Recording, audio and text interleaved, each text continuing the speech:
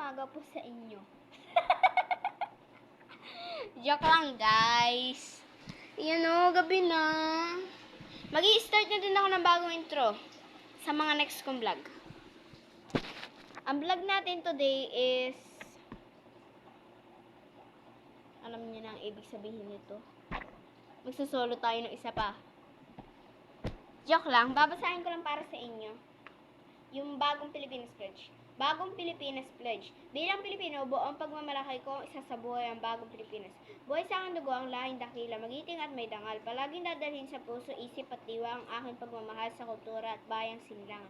Kaisa ng bawat mamayanan, iaalay ko ang aking talino at kasanayan sa pagpapaunlad ng aking bayan. Taglay ang galing na naayon sa mga pandaigdigang pamantayan. Magiging instrumento ako sa pagsulong ng kagalingan, karangonan at kapayapaan. Makikiisa at makikilahok ako sa mga adhikain ng pamahalaan.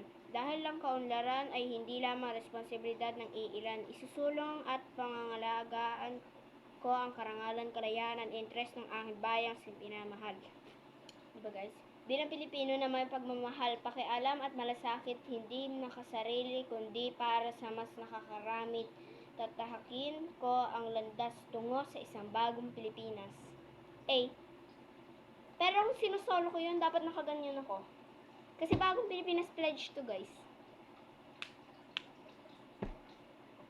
Isahin yung may mga check din ako yan. O, diba? Ang talino ko naman. Dito sa isang spelling ko, yung weekly spelling ko sa English, naka 35 ako. Mindset. Kasi nga hanggang 42. Nagkamali sila ng bilang. Dapat 35 tumbuisat na yan. Pwede na tayo. End na ng vlog. Bye-bye.